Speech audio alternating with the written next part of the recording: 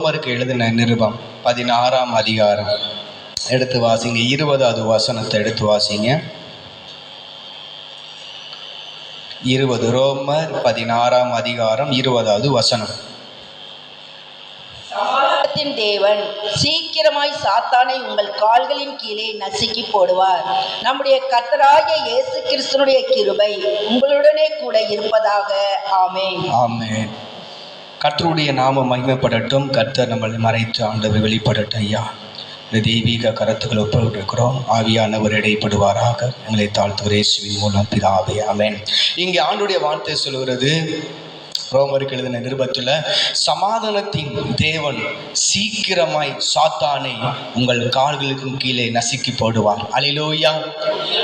ஆண்டுடைய வார்த்தை சொல்கிறது, சமாதானத்தின் தேவன் சீக்கிரமாய் சாத்தானை உங்கள் கால்களுக்கும் கீழே நசுக்கி போடுவார். ஆனா ஆண்டவருடைய வார்த்தை சொல்கிறது, சிலுவையிலே ஆண்டவர் சாத்தானை என்ன செய்தார்? அவர் நசுக்கி போட்டார். அல்லேலூயா. இங்க வசனம் சொல்லுகிறது, சாத்தானை நம்மளுக்கும் காலுக்கும் கீழே மிதிக்கும்படி கர்த்தர் நம்மளுக்கு அதிகாரத்தை கொடுத்திருக்கிறார். ஆமென். இன்னொரு வசனத்தை எடுத்து வாசிச்சு பார்த்தீங்கன்னா, ஆதியாகமம் 3ஆம் அதிகாரம் 15வது வசனத்துல, ஆதியாகமம் 3:15, இங்கே உனக்கும் ஸ்திரீக்கும் உன் வித்துக்கும் அவள் வித்துக்கும் பகையை உண்டாக்குவேன்.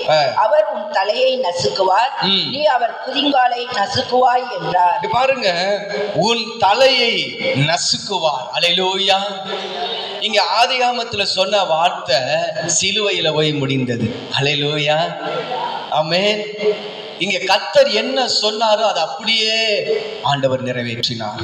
கர்த்தருடைய பரிசுத்த நாமத்துக்கு மகிமை உண்டாகட்டும். கர்த்தர் நம்மளுக்கு ஒரு நல்ல அதிகாரத்தை கொடுத்திருக்கிறார்.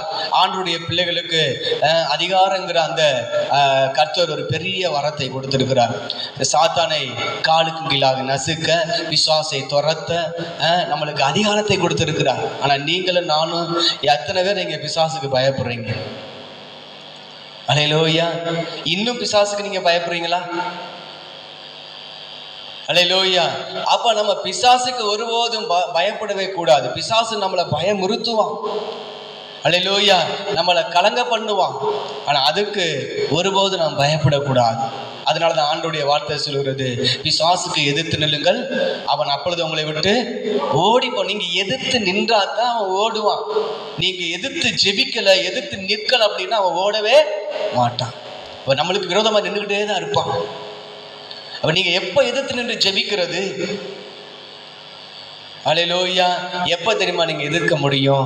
உங்க மேல எப்ப அபிஷேகம், அந்த ஆவியானவர் ஊற்றப்படுகிறாரோ அப்பதான் பிசாசு என்ன செய்ய முடியும்? எதிர்த்து நிற்க முடியும். அதுக்கு முன்னாடி என்ன செய்ய முடியாது? எதிர்த்து நிற்க முடியாது. அல்லேலூயா. அதை எதிர்த்து நிற்க உங்களுக்கு பலன் இருக்காது. அல்லேலூயா. ஏன்னா ஆவியானவருடைய அந்த வல்லமை நம்மளை எதிர்த்து நிற்க வைக்கும். ஆமென். இன்னொரு வசனத்தை எடுத்து வாசிங்க. ஏசாயா 14ஆம் அதிகாரம் 13ஆம் வசனத்தை வாசிங்க. ஏசாயா 14:13.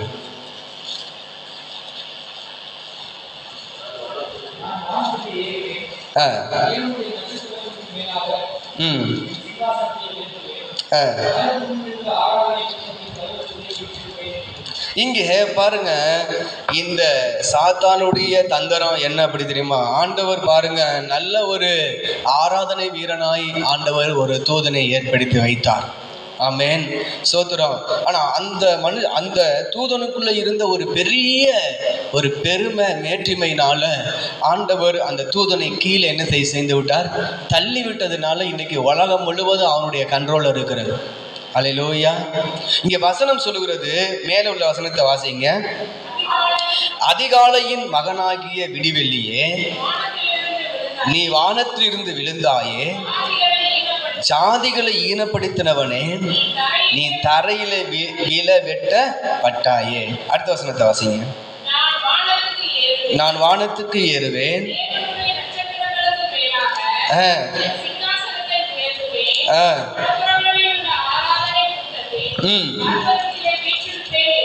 பாருங்க, ஆண்டவருக்கு மேல ஒரு சிங்காசனத்தை நான் போடுவேன்னு சொல்லி எப்ப மனசுல அந்த தூதன் நினைச்சானோ அப்பவே என்ன ஆயிடுச்சு? கீழே தாளப்பட்டு தள்ளிட்டார் ஆண்டவர். அல்லேலூயா. அப்ப தூதனுக்கே இவ்வளவு ஒரு பெரிய ஆபத்து, இப்படி ஒரு காரியம் அப்படின்னா நம்மளாம் ஏமாத்துறங்க. அல்லேலூயா. நம்முடைய வாழ்க்கையில ஒருபோதும் இந்த பெருமைங்கிற காரியம் நம்முடைய உள்ளத்துல ஒருபோதும் என்ன செஞ்சிடக்கூடாது, வரவே கூடாது. ஏன்னா தூதனுக்கு நடந்த சம்பவம், ஆண்டவர் பெருமைக்கு கர்த்தர் எதிர்த்து நிற்கிறார் என்று சொல்லி வேதம் சொல்லுகிறது. ஆனாலும் ஆண்டுடைய வார்த்தை சொல்லுகிறது, நான் மேகங்களுக்கு மேலாக உன்னதங்களிலே ஏறுவேன், உன்னதமானவருக்கு ஒப்பாவேன் என்று நீ உன் இருதயத்திலே சொன்னாயே. பாருங்க, உன்னதத்திலே நான் ஏறுவேன். வசனம் சொல்லுகிறது, நான் மேகங்களுக்கு மேலாக உன்னதங்களிலே ஏறுவேன், உன்னதமானவருக்கு ஒப்பாவேன். இப்ப ஆண்டவருக்கு ஒப்பாவேன் என்று சொல்லி தூதன் தன்னுடைய இருதயத்துல நினைச்சதுனால வந்துச்சு, அந்த தூதனுக்கு வந்துச்சு மிகப்பெரிய ஒரு ஆபத்து. இப்ப அவன் ஆண்டவர் கீழே தள்ளினதுனால இந்த உலகத்தை கண்ட்ரோல் பண்ணி இன்னைக்கு பிசாசானவன் அவன் வந்து இன்னைக்கு ஜனங்களை அடிமைப்படுத்தி கொண்டு வச்சிருக்கிறான்.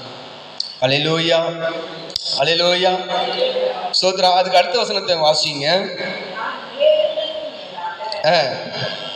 உன்னதங்களில் ஏறுவேன், உன்னதமானவருக்கு ஒப்பாவேன் என்றும் நீ உன் இதயத்தில் சொன்னாயே.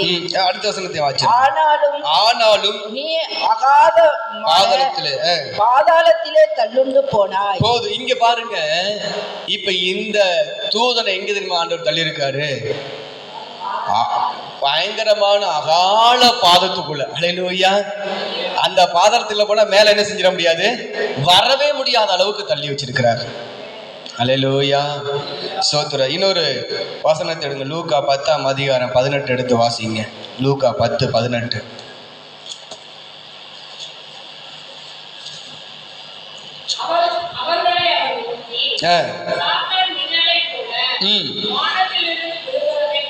இங்க ஆண்டவர் சொல்லுகிறார், அங்க இருக்கிற 70 பேரும் சீசர்களை பார்த்து ஆண்டவர் என்ன சொல்றார் அப்படின்னா, அவர்களை நோக்கி, சாத்தான் மின்னலை போல வானத்திலிருந்து விழுகிறதை கண்டேன். எப்படி தெரியுமா இருக்கிறான்? மின்னலை போல சாத்தான். அல்லேலூயா.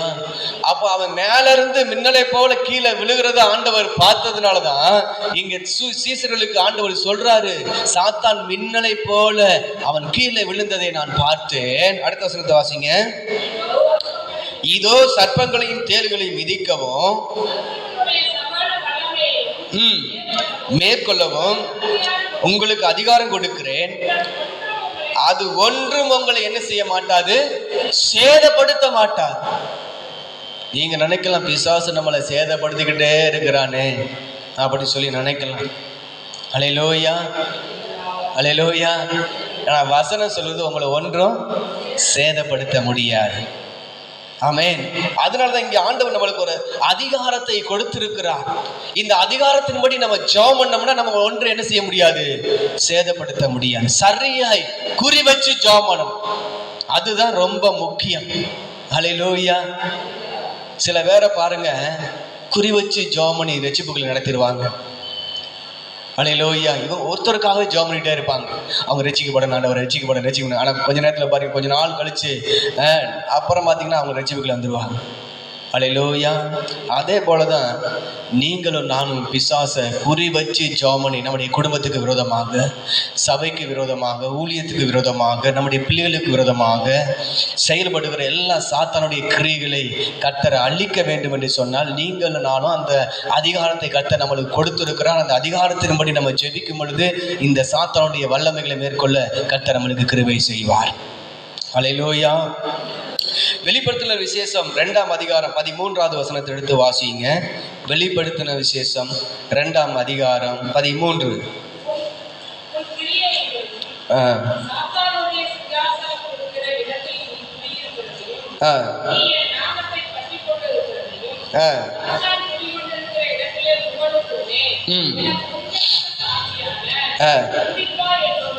கொல்லப்பட்ட நாட்களிலும் என்னை பற்றும்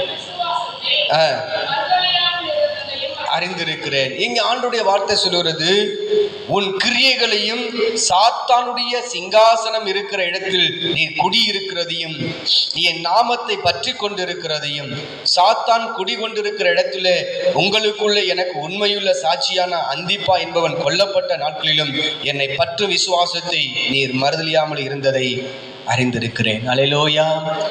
எந்த இடத்துல இருந்தாலும், எந்த இடத்துல நீங்களும் நானும் குடியிருந்தாலும் ஆண்டவர் ஒருபோது நம்ம என்ன செஞ்சிடக்கூடாது, மறுதளிச்சிடக்கூடாது. நான் புதுக்கோட்டையில் ஒரு வீட்டில் குடியிருந்தேன். பக்கம் ஒரு விக்கிரக கோயில், பக்கத்து வீடு எங்கள் வீடு. எனக்கு கொஞ்சம் ஒரு மாதிரியா இருந்துச்சு, என்னடா அது இந்த விக்கிரக கோயில் பக்கத்தில் வீட்டில் குடியிருக்கிறமேன்னு சொல்லிட்டு. அப்போ எங்களுக்கு ஒன்றுமே தெரியலை, எங்களுக்கு ஒன்றும் தெரியல. அதுக்கப்புறம் கொஞ்ச நாள் கழித்து ஆண்டவர் அந்த இடத்த விட்டு வேறு இடத்துக்கு மாற்றி விட்டார். வேறு வீட்டுக்கு வாடகைக்கு போனோம். அதே இடத்துல இருந்த அந்த ஆவி, முன்னாடி உங்களுக்கு சாட்சி சொல்லியிருக்கிறேன், ஒரு நைட்டில் நான் ஜெபிக்கும் பொழுது அந்த ஆவி எங்கள் வீட்டு வாசலில் நின்றுச்சு. சலங்க ஒளியோடு வந்துச்சு. அல்லேலூயா. எப்படி வருது? உங்கள் வீட்டுக்கெல்லாம் நீங்கள் ஜெபிக்கும் போது எதிர்த்தாப்புல இருக்கிற ஆவியெல்லாம் உங்கள் வீட்டு வாசலில் சலங்க ஒளியோடு நின்றுச்சுன்னா நீங்கள் என்ன செய்வீங்க? இறுக்க கதவை போட்டிடுவீங்க. அல்லேலூயா. நீங்கள் எவ்வளோதான் இறுக்க போட்டினாலும் அது என்ன செய்யும்? அது ஆவி. அல்லேலூயா. அதுக்கு கொஞ்சம் இடம் இருந்தாலும் உள்ள இணைஞ்சிரும், வந்துடும். அல்லேலூயா. அதனால நம்ம இதற்காக பயந்து போய் நடுங்கி போய் இருக்க தேவையே கிடையாது. நான் அன்றைக்கு கிட்டத்தட்ட 11 மணிலேருந்து 1 மணி வரை ஜெபித்துக்கிட்டு இருந்தேன் எங்கள் வீட்டில். நைட்டில் ஜெபிக்கும் பொழுது அந்த ஆவி இந்த ரோட்டில் இருக்கிற எல்லா ஆவிகளையும் கட்டி ஜெபிக்கும் பொழுது அந்த ஆவி இருக்க முடியாமல் வந்துடுச்சு. யாராவது என்னை இங்கே இருக்க விடாமல் ஒருத்தங்க எழுப்புறானே துரத்துறானேன்னு சொல்லிட்டு அந்த ஆவி என்னை பார்க்க வந்துச்சு. அல்லேலூயா. எத்தனையோ ஆவிகளாம் என்னை பார்க்க, ஏன்னா நான் ஜெபிக்கும் போது பார்த்தீங்கன்னா என்னை தேடி எத்தனை அசுத்தாவி நின்று இருக்கு தெரியுமா? அல்லேலூயா. அந்த ஒரு ஆவியை நான் வந்த சவுண்டு கொடுத்தது நின்னதை நான் பார்த்தேன். அதுக்கப்புறம் எந்த ஆவியை நான் பார்க்கல, அசுத்தாவி. அல்லேலூயா. நல்ல சவுண்டு. ஆமென். அந்த ஒரு சின்ன கோயில் தாங்க, அதுக்கு வைப்பாங்க பாருங்க விசேஷம். அடே அப்பா, 3 தெரு சேர்ந்து வைப்பாங்க. பல லட்சம் ரூபாய் சேர்ந்து ஒரு வாரம் பயங்கரமான அன்னதானம் போட்டு அந்த கோயிலுக்கு பண்ணுறதெல்லாம் அதிகமாக இது பண்ணுவாங்க. அதுக்கு எவ்வளவு மந்திரங்களை மாதிரி பண்ணி, அதுக்கு பூஜை பண்ணி, அதுக்கு யாகம் வளர்த்து, அதை உருஏற்றி, அதுக்கு உயிர் உண்டாக்கி நடக்க வைக்கிறான் பார்த்தீங்களா? அதே போல தான் மந்திரம். அல்லேலூயா. அப்போ நம்ம இப்படிப்பட்ட ஆவிக்கெல்லாம் நம்ம பயப்பட வேண்டிய அவசியம் இல்லை. ஆண்டவர் சொன்னார், சர்ப்பங்களையும் தேளுகளையும் மிதிக்கவும் சகல சத்துருடைய வல்லமைகளும் மேற்கொள்ளவும் நான் உங்களுக்கு அதிகாரம், கையில் அதிகாரம் இருக்குது. கர்த்தருடைய வார்த்தை இருக்கிறது. ஆமென். இயேசுவின் நாமத்தினால போ அப்படின்னா அது போயே ஆகணும். ஒரு ஊழியக்காரர்கிட்ட ஒரு அம்மாவை ஜெபம் பண்ண கூட்டு வந்திருக்கிறாங்க, பிசாசு பிடிச்ச ஒரு அம்மாவை. அந்த ஊழியக்கார் ஃபஸ்ட்டு ஜெபம் பண்ணிட்டார். ஜெபம் பண்ணிட்டு அடுத்த ஜனங்களுக்கு ஜெபம் பண்ண போயிட்டார். அப்போ இந்த அம்மாவுக்குள்ள இருந்த பிசாசு போவே இல்லையா. அப்படி போகாம இருக்கணும்னு நான் போகல சொல்லிக்கிட்டே இருந்துச்சான். அவர் அடுத்தடுத்து இவர் ஜெபம் பண்ணிட்டு அடுத்தது போயிட்டார். கடைசியில் எல்லாம் ஜெபம் பண்ணி முடிச்சுட்டு என்ன செய்யல, இந்த அம்மாவை பார்க்கல. முடிச்சுட்டு அவர் புறப்படும் பொழுது நான் இன்னும் போகல சொல்லிக்கிட்டே இருந்துச்சான். அப்போ அவர் பார்த்தாரு. அவர் சொன்னார், எனக்குள்ள இருக்கிற ஆண்டவர் பெரியவர். நான் ஒரே ஒரு ட்ரிப்பு தான் நான் விசுவாசம். நான் மறுபடியும் என்ன செய்ய மாட்டேன், உனக்கு ஜெபிக்க மாட்டேன். ஏன்னா ஆண்டவர்கிட்ட நான் விசுவாசத்தோடு ஜெபம் பண்ணியிருக்கிறேன். அந்த விசுவாசம் எனக்கு நல்லா இருக்குது. அதனால நீ போயே ஆகணும். நான் ஜெபம் பண்ணதான் நீ போ அப்படின்னு, நீ போய்தான் ஆகணும், இருக்க முடியாதுன்னு சொல்லிட்டு போனாரு. அவர் இங்கிட்ட போனதுக்கப்புறம் இது விழுந்து ஓடிடுச்சான். அல்லேலூயா, நான் போறேன்னு சொல்லிட்டு. ஆமென். ஏன்னா மறுபடியும் அவர் ஜெபிக்க போகல. ஏன் காரணம்னா ஒரே ஜெபம் தான். அவருக்குள்ள இருந்த அந்த விசுவாசம். வேதம் சொல்லுறது, விசுவாசிக்கிறவர்களாகி நடக்கும் அடையாளங்கள் யாவன, என் நாமத்தினால பிசாசுகளை துரத்துவீர்கள். அந்த விசுவாசத்தோடு அவர் ஜெபம் பண்ணிட்டு விட்டுட்டார். அது போறதும் அதனுடைய காரியம். கர்த்தர் என்ன செய்வாரு, நிச்சயம் அது போய்த்தான் ஆகணும். ஏன்னா அவர் விசுவாசத்தோடு ஜெபம் பண்ணது, அவர் தளர்ந்தே போகலையா. அவர் சொன்னார், ஒரு முறைதான் ஜெபம். அப்ப நம்ம ஜெபிக்கிற ஜெபத்துக்கு நிச்சயம் கர்த்தர் பதில் கொடுப்பாருங்கிற அந்த விசுவாசம் நம்மளுக்குள்ள வேணும். ஆமென். யூதா 6வது வசனத்தை எடுத்து யாராவது ஒரு ஆள் வாசிங்க.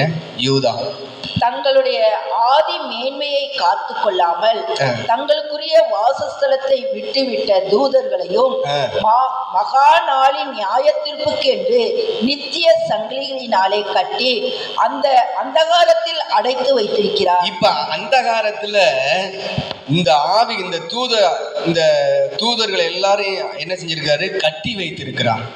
ஆமென். வசனம் சொல்லுது, தங்களுடைய ஆதி மேன்மையை காத்து கொள்ளாமல். அல்ல கேளுங்க, மேல இருந்த அந்த லூசிபர் ஆவி தன்னுடைய மேன்மை என்ன செய்யல? காத்து கொள்ளாமல். அவன் அந்த மனுஷனு அந்த தூதனுக்குள்ள அவனுக்குள்ள ஒரு பெருமை வந்ததுனால, ஒரு மேட்டிமை வந்ததுனால கர்த்தர் அவனை தள்ளி பாதாளத்துல அவரை தள்ளி அவர் சங்கிலினாலே கட்டி வைத்திருக்கிறார். அல்லேலூயா. இந்த வசனம் சொல்கிறது, தங்களுடைய ஆதி மேன்மையை காத்து கொள்ளாமல் தங்களுக்குரிய வாசஸ்தலத்தை விட்டுவிட்ட தூதர்களையும் மகா நாளிலே நியாய தீர்ப்புக்கென்று நித்திய சங்கிலினாலே கட்டி அந்தகாரத்திலே அடைத்து வைத்திருக்கிறார். அல்லேலூயா. இதுகளுக்கெல்லாம் என்ன இருக்கு? நியாய தீர்ப்பு உண்டு. அந்த நித்திய நியாய தீர்ப்புல எல்லாம் வந்து நிற்கணும். ஆமென். அப்ப அதனால ஆண்டவருடைய அந்த சங்கிலினாலே கட்டி அந்தகாரத்தில் அவர் அடைத்து வைத்திருக்கிறார் இந்த தூதனை. தானியேலின் புஸ்தகம் 10ஆம் அதிகாரம் 13ஆம் வசனத்துல வந்து வாட்சி பார்த்தீங்கன்னா, தானியேல் 10ஆம் அதிகாரம் 13வது வசனம். தானியேலின் புஸ்தகம் 10ஆம் அதிகாரம்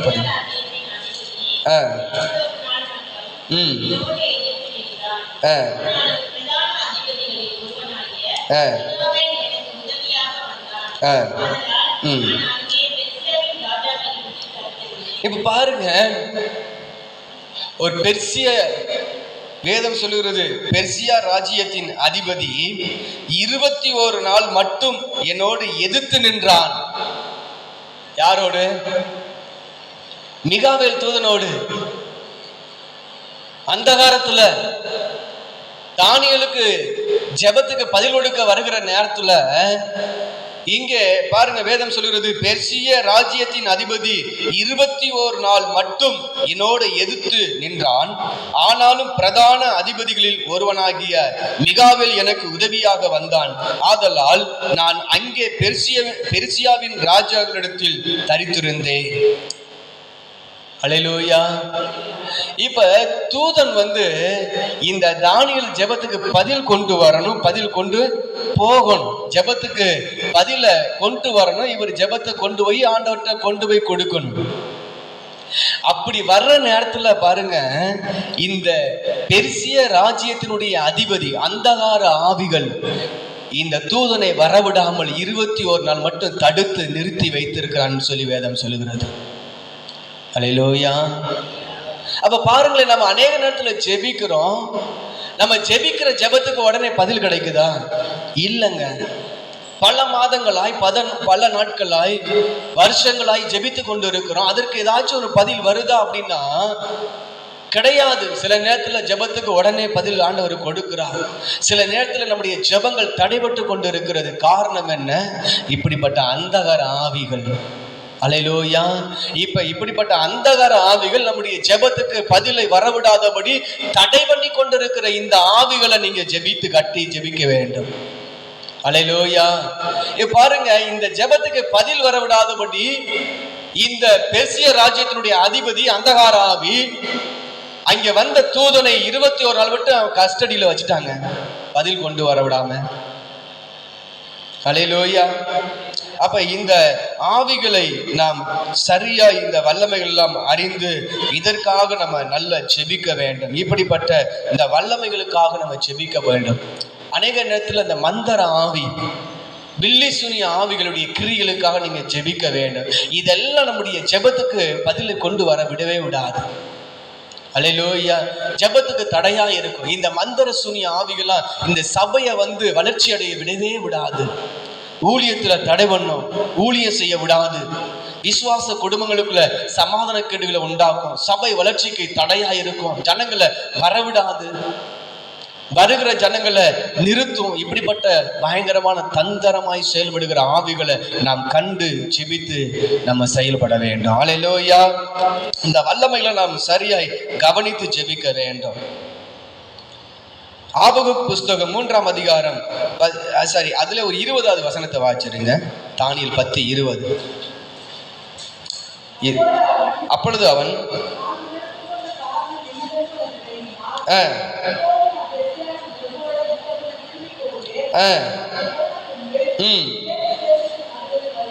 மேல உள்ள வசனத்தை வாசிங்க. பிரியமான புருஷனே,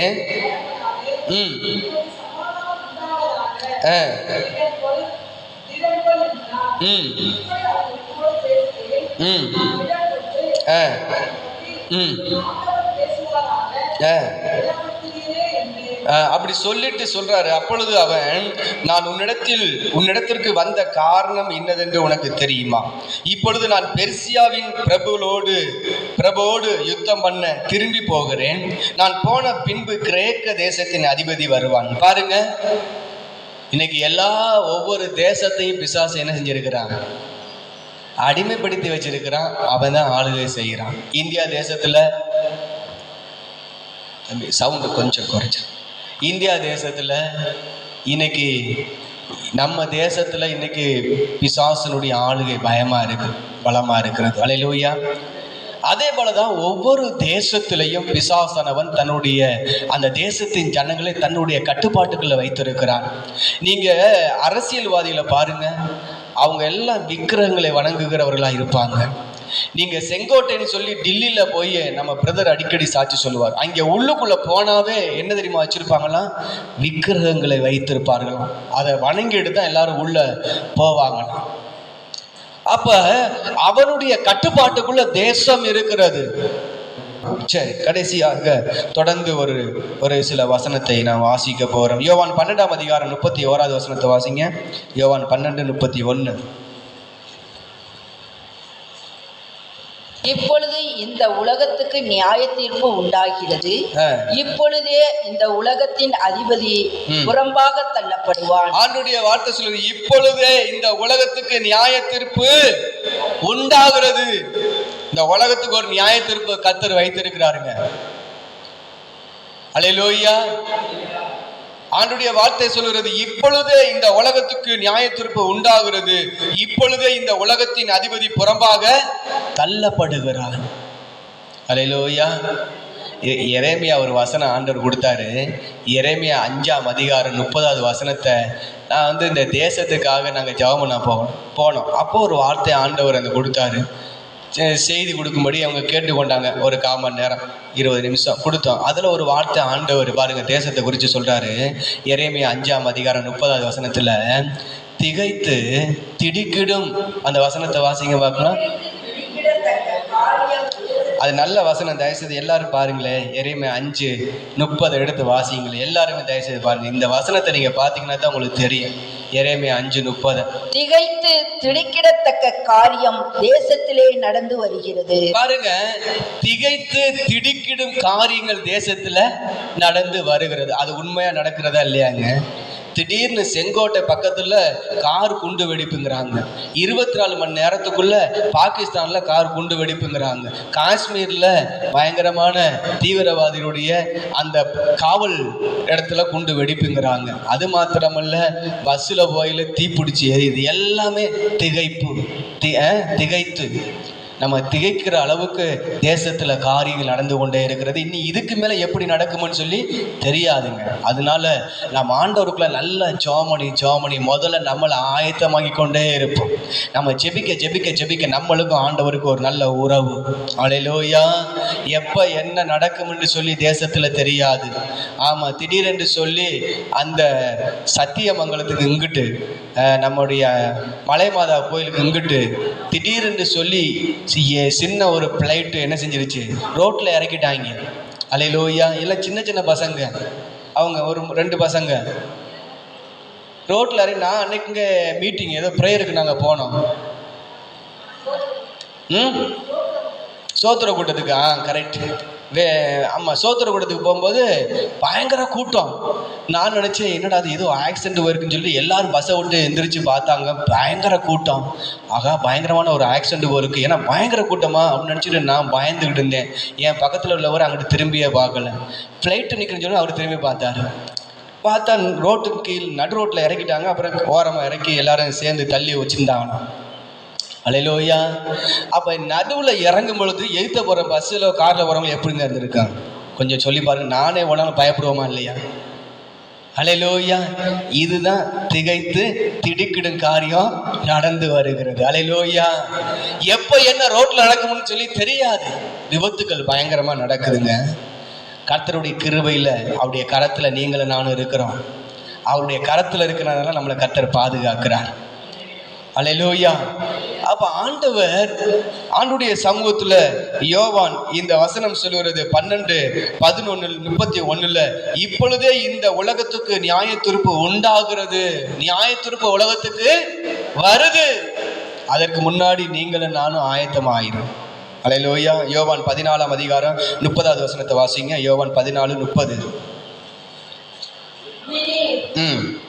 நான் உங்களுடனே அதிகமாய் பேசுவதில்லை, இந்த உலகத்தின் அதிபதி வருகிறான், அவனுக்கு என்னிடத்தில் ஒன்றும் இல்லை. இயேசு சொல்லுகிறாருங்க.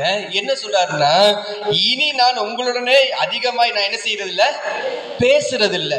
ஏன் அப்படின்னா, இந்த உலகத்தின் அதிபதி வருகிறான், அவனுக்கு என்னிடத்துல ஒன்றும் இல்லை. ஆமென். பிசாசு நம்ம இடத்துல வரும் பொழுது நம்ம இடத்துல ஒன்றும் காணக்கூடாது. அல்லேலூயா. நம்மளுக்குள்ள ஏதாச்சும் ஒன்று இருந்துச்சுன்னா அவன் நம்ம பக்கத்துல இருப்பான். அப்ப நம்மள்ட்ட என்ன இருக்குன்னா, ஆண்டவர் தான் இருக்கணும், நல்ல ஜெபம் இருக்கணும், பரிசுத்தம் இருக்கணும், உபவாசம் இருக்கணும், கண் விழிப்பு இருக்கணும், ஜெபம் பண்ணிக்கிட்டே இருக்கணும். பிசாசு உங்க பக்கத்துல கூட வர முடியாது. அதனால ஆண்டவர் சொன்னாரு, உலகத்தின் அதிபதி வருகிறான், என்னிடத்துல அவனுக்கு ஒன்று இல்லை. அப்ப ஒன்று இல்லைன்னா அதுக்கப்புறம் அவன் வருவான் ஆண்டவர்கிட்ட? வர முடியாது. அப்ப உங்கள்கிட்டையும் எங்கள்கிட்டையும் பிசாசுக்கு ஏற்ற காரியம் நம்மளுக்கிட்ட இருக்கக்கூடாது. பிசாசுக்கு சம்பந்தமான காரியம் நம்மள்கிட்ட இருந்துச்சு அப்படின்னா அவன் நம்மளோட வந்து ஒட்டிக்குவான். அல்லேலூயா. அப்ப நம்மள்ட்ட என்ன இருக்கணும் அப்படின்னா, எப்பொழுதும் ஜெபம் இருந்துகிட்டே இருக்கணுங்க. அந்த தேவ பிரசன்னம் ஊற்றி கொண்டே இருக்கும். அந்த உபவாசம் இருக்கணும், கண் விழிப்பு இருக்கணும், திறப்புல நின்று ஜெபம் பண்ணணும், கர்த்தருக்காக வைராக்கியமாய் தேவனுடைய சமூகத்துல பரிசுத்தமாய் வாழணும். கர்த்தருடைய சமூகத்துல கண்ணீர் விட்டு அழுது ஜெபிக்கும் பொழுது, பரிசுத்தமாய் வாழும் பொழுது, ஜெபம் எந்த நேரம் நம்மளுக்கு ஆண்டவருக்கு ஒரு தொடர்பு இருக்கும் பொழுது, இந்த உலகத்தின் அதிபதியா இருந்தாலும் சரி, பிசாசுடைய எந்த வல்லமையும் நம்ம பக்கத்துல என்ன செய்ய முடியாது, வர முடியாது. அதனாலதான் ஆண்டவர் திட்டவட்டமா சொல்லுகிறார், இந்த உலகத்தின் அதிபதி வருகிறான், என்னிடத்துல அவனுக்கு அந்த வசனம் சொல்லுகிறது என்னன்னா, இனி நான் உங்களுடனே அதிகமாய் பேசுறதில்லை, இந்த உலகத்தின் அதிபதி வருகிறான், அவனுக்கு என்னிடத்துல ஒன்றுமே இல்லை. பிசாசுக்கு நம்மிடத்துல ஒன்றுமே இல்லை. இதை நல்ல கவனமாய் நாம் அறிந்து கொள்ள வேண்டும். பிசாசுக்கு ஏற்ற காரியம் நம்மளுக்குள்ள இருக்கவே கூடாது. அது அப்பப்ப வரும் நம்மளுக்கு விரோதமா. பிசாசு ஒண்ணு நீங்க வந்து எதுல வந்து ரோமர்ல எபிரேயர்ல தெரியல, ஆண்டவர் சொன்னார்ல, நீங்க பாரமான யாவற்றையும் நெருங்கி நிக்கிற பாவத்தையும், எபிரேயர் 12:1 ஆண்டவர் சொல்றாரு, இப்படி இருக்கிற சகோதரரே,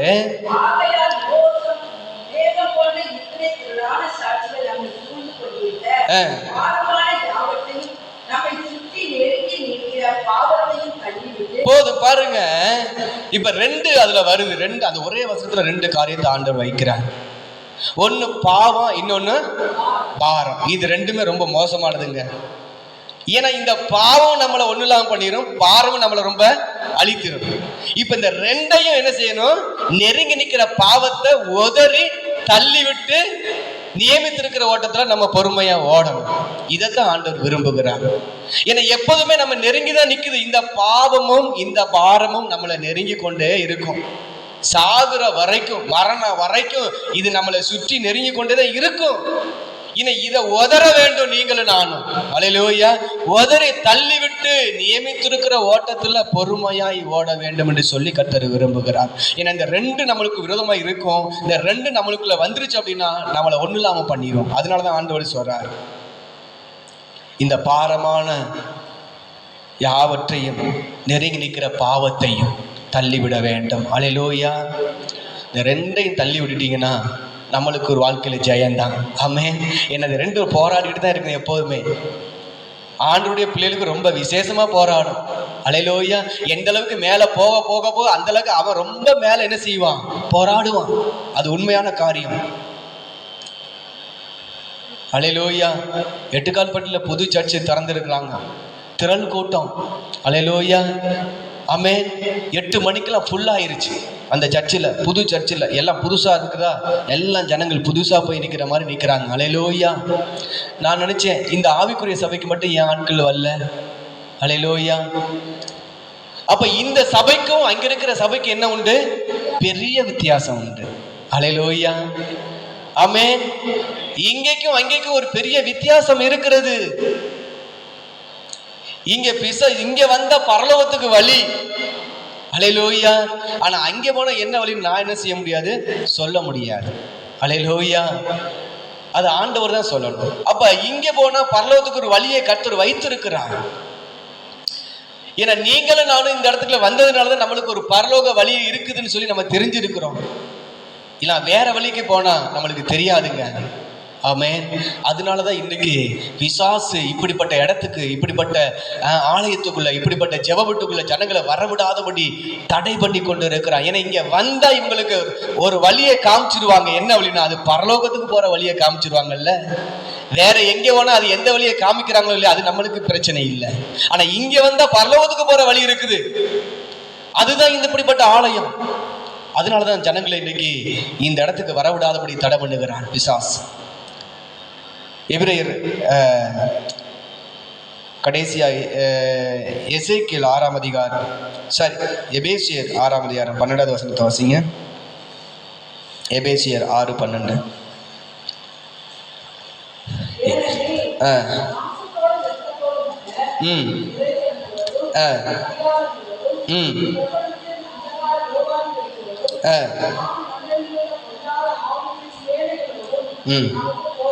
நம்மளுக்கு பெரிய போராட்டமே வான மண்டலத்தில் சுத்தி இருக்கிற பொல்லாத ஆவிகளுடைய சேனைகளோடு நம்மளுக்கு போராட்டம் உண்டு. அல்லேலூயா.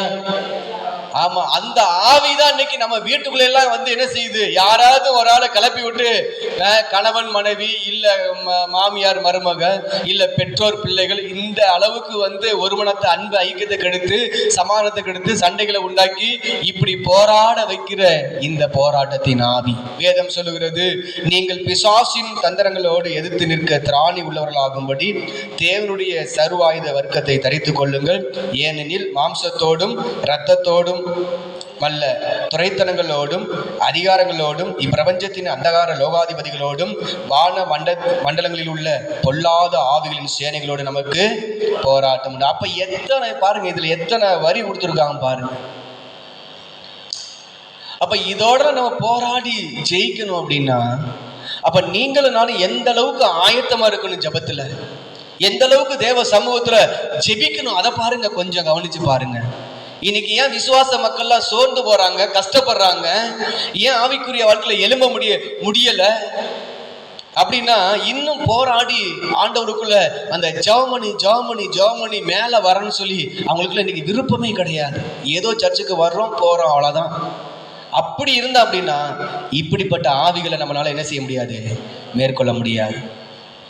அல்லேலூயா, ஸ்தோத்திரம். கடைசியாக எடுத்து வாசிங்க கொலோசியர் 2:13. கொலோசியர் 2:13. உங்கள் பாவங்களினாலேயும் உங்கள் மாம்ச விருத்த சேதனம் இல்லாமையினாலேயும் மரித்தவர்களாய் இருந்த உங்களையும் அவரோட கூட உயிர்ப்பித்து அக்கிரமங்கள் எல்லாவற்றையும் உங்களுக்கு மன்னித்து நமக்கு எதிரடையாகவும் கட்டளைகளால் நமக்கு விரோதமாகவும் இருந்த கையெழுத்தை குலைத்து அதை நடுவிரலில் இராதபடி எடுத்து சிலுவையின் மேல் ஆணி அடைத்து துரைத்தனங்களையும் அதிகாரங்களையும் உரிந்து கொண்டு வெளியரங்கமான கோலமாகி அவைகளின் மேல் சிலுவையிலே வெற்றி சிறந்தார். அல்லேலூயா. ஆண்டவர் சிலுவையில நம்மளுக்காக வெற்றி சிறந்திருக்கிறாருங்க. வேதம் சொல்லுகிறது, துரைத்தனங்களையும் அதிகாரங்களையும் உரிந்து கொண்டு, பிசாசனுடைய அதிகாரத்தையும் துரைத்தனங்களையும் கர்த்தர் என்ன செஞ்சிட்டாரு, உரிந்து வைத்திருக்கிறார். அவனால ஒண்ணு செய்ய முடியாது. சாத்தானுடைய தலையை கர்த்தர் நசுக்கினவர் இன்னைக்கு வாழை மட்டும்தான் ஆடிக்கிட்டு, இந்த வாழை வச்சு எல்லாரும் என்ன செய்யறாங்க, வெளிப்படுத்தின விசேஷத்துல ஒரு வசனம் இருக்குது, வாழ்நாள எல்லாத்தையும் என்ன செஞ்சிருக்கானா, அடிச்சு தள்ளி கொண்டாந்துருவாங்க. வாழ வச்சு இப்போ இந்த ஆவியெல்லாம் தலை நசுக்கப்பட்ட இந்த ஆவி அப்போ அவனுக்கு எவ்வளவு வல்லமை கிரியை செய்து பார்த்தீங்களா? பிசாசனுடைய கிரியைகள், ஆண்டவர் பிசாசனுடைய கிரியைகளை அழிக்கும்படி தான் வந்தாரு, நம்மளுக்கு அதிகாரத்தை கொடுத்துருக்கிறாரு. இன்னைக்கு இதை ஆண்டவர் கொடுத்த அதிகாரத்தை வைத்து விட்டு நீங்கள் அமைதியாக இருந்தீங்க அப்படின்னா அப்போ உங்களால் ஆவிக்குரிய வாழ்க்கையில் மேலே எழும்பி வரவே முடியாதுங்க. அல்லேலூயா, சோத்திரம். ஆண்டவர் சொல்றாரு, ஆண்டவருடைய வார்த்தை சொல்ற, துரைத்தனங்களையும் அதிகாரங்களையும் உரிந்து கொண்டு வெளியரங்கமான கோலமாக்கி அவைகளின் மேல் சிலுவையில் வெற்றி சிறந்தார். அவர் நம்மளுக்காகவே ஆண்டவர் சிலுவையில் தன்னுடைய பாடுகளை எல்லாம் ஏற்றுக்கொண்ட தேவன். சிலுவையில் அவர் வெற்றியை ஆண்டவர் என்ன செய்தாரு? ஆமாம், மரணத்தை என்ன செஞ்சாரு? ஜெயித்தாருங்க. அவர் மரணத்தை ஜெயித்தார், பிசாசை ஜெயித்தார், மாம்சத்தை ஜெயித்தார், பாதாளத்தை ஜெயித்தார். அவர் எல்லாத்தையும் வெற்றி சிறந்த தேவன் சிலுவையில். அதனாலதான் நீங்களும் நானும் வெற்றி சிறக்க வேண்டும் என்று சொல்லித்தான் கர்த்தர் நம்மளுக்கு அதிகாரத்தை கொடுத்திருக்கிறார். அல்லேலூயா. எப்படி இயேசு சிலுவையில வெற்றி சிறந்தாரோ அதே போலதான் என்னுடைய பிள்ளைகளும் வெற்றி சிறக்க வேண்டும் என்று சொல்லி நான் அவர்களுக்கு அதிகாரத்தை கொடுக்கிறேன். இந்த அதிகாரத்தை கர்த்தர் கொடுத்திருக்கிறாருன்னா பிசாசு நம்மளுக்கு எதிர்பட்டு எவ்வளவுதான் வேகமா எழும்பினாலும் அந்த அதிகாரத்தை நீங்க பயன்படுத்தி பாருங்களேன், கர்த்தர் எல்லாத்தையும் நிர்மூலமாக்கி போடுவார். ஆமென். கர்த்தருடைய நாமம் மகிமைப்படட்டும். எல்லாரும் எந்திருப்போமா? இன்னும் கிட்டத்தட்ட ஒரு 10 வசனங்கள் இருக்கிறது. ஏன்னா நம்மளுக்கு 10 நிமிஷத்துக்குள்ள முடிக்கிற மாதிரி செய்து கொடுக்குற மாதிரி இருக்கு. அல்லேலூயா, சோத்திரம். அப்படி எல்லாரும்